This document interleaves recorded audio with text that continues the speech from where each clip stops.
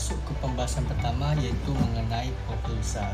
Jamur crispy ini merupakan usaha kuliner berskala mikro yang menjual jamur tiram crispy dengan membagi varian rasa. Usaha ini berada di Jalan Bangun Sakti, tepatnya di samping Undri. Target usaha ini pun ialah pelajar, mahasiswa, dan juga masyarakat yang ada di sana.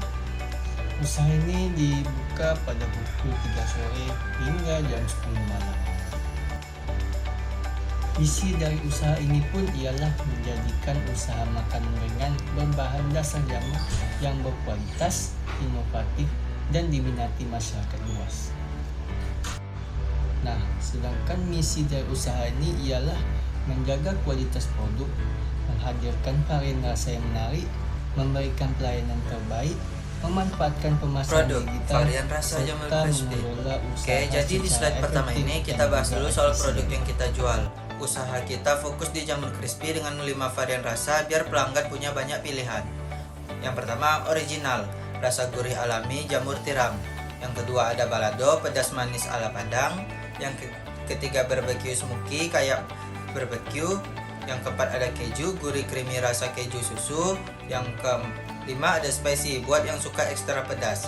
Selain variannya yang beragam, produk kita juga punya beberapa keunggulan, yaitu kemasan yang praktis dan menarik, bahannya segar dan berkualitas, harganya terjangkau dan cocok untuk semua kalangan.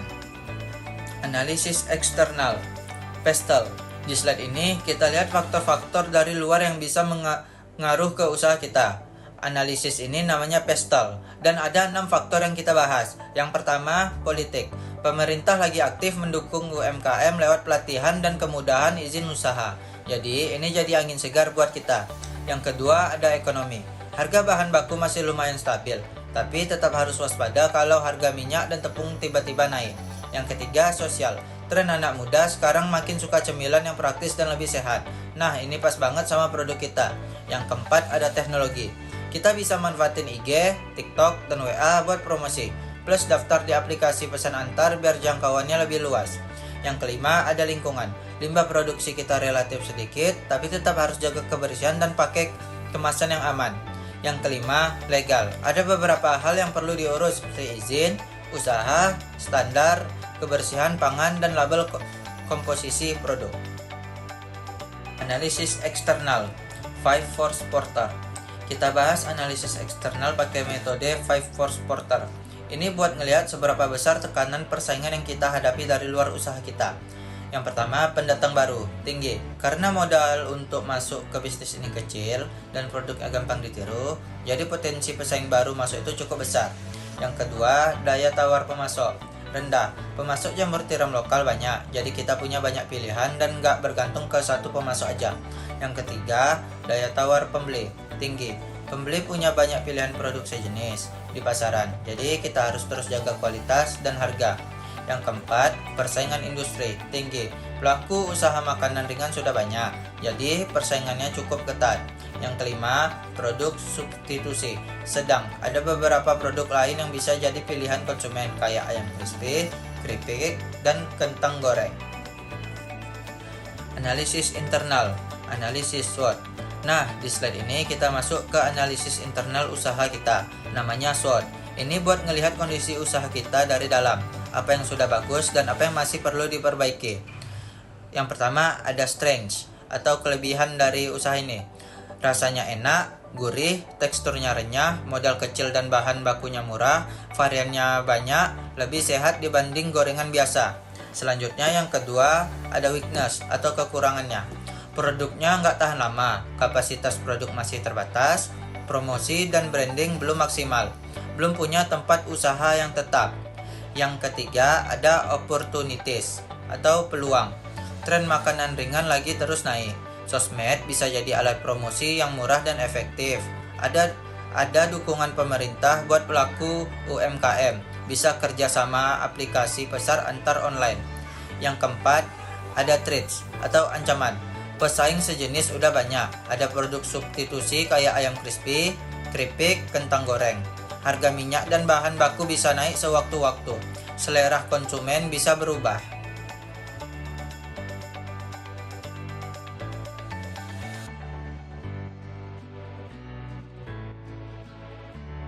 Halo guys, di sini kami akan menjelaskan tentang formulasi strategi. Yang pertama ada diferensiasi produk. Strategi yang pertama kali kami pilih adalah diferensiasi produk karena di sini kami menawarkan jamur crispy dengan berbagai varian rasa. Ada original, ada balado, ada keju, dan juga ada spicy. Hal tersebut kami lakukan agar konsumen kami tidak bosan dengan rasa yang itu-itu saja. Jadi, mereka bisa memilih sesuai selera masing-masing. Selain itu, kami juga memilih bahan baku dengan kualitas premium agar bisa menciptakan cita rasa yang enak dan meningkatkan kualitas produk. Dan juga packaging kami buat dengan menarik dan sepraktis mungkin, sehingga konsumen bisa membawanya kemana-mana dan juga dapat meningkatkan kualitas daya tarik dari konsumen. Selanjutnya, yang kedua ada strategi harga. Di sini kami memilih strategi penetapan harga karena kami menetapkan harga yang sangat terjangkau, terkhususnya untuk target pasar utama kami, yaitu pelajar dan juga mahasiswa. Metode yang kami gunakan adalah cost plus pricing, yaitu menentukan harga berdasarkan total biaya yang diproduksi ditambahkan dengan margin keuntungan yang diinginkan. Dengan cara ini, harga tetap kompetitif dan sekaligus dapat memberikan keuntungan bagi usaha kami. Selanjutnya, strategi yang ketiga ada pemasaran offline. Di sini, di pemasaran offline, kami akan mengadakan stand di area kampus dan juga pusat khalayak ramai yang banyak dikunjungi oleh target konsumen. Ataupun kami akan mengikuti event bazar yang ada di daerah ini.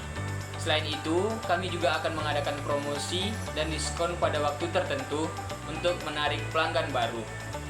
Dan juga di sini kami akan menggunakan banner dan packaging yang menarik agar produk kami bisa cepat dikenali oleh masyarakat sehingga produk kami dapat menyebar luas dan memiliki pelanggan yang baru. Selanjutnya, strategi yang keempat adalah strategi pemasaran secara online. Selain pemasaran secara offline, kami juga menerapkan pemasaran secara online dengan memanfaatkan media digital seperti TikTok, Instagram, WhatsApp, dan Shopee Food. Hal ini kami lakukan agar konsumen kami lebih mudah untuk membeli produk kami. Selain itu, kami akan sering mengupload foto dan video tentang produk kami agar itu menjadi daya tarik perhatian bagi pelanggan baru yang ingin mencoba produk kami. Baik, di sini kami akan menjelaskan tentang roadmap pengembangan usaha. Pada tahap awal kami hanya berfokus untuk memperkenalkan produk kepada masyarakat dan juga membangun kesadaran merek. Selain itu, kami akan melakukan standarisasi proses produksi guna untuk menjaga kualitas dan kuantitas jamur kami tetap konsisten.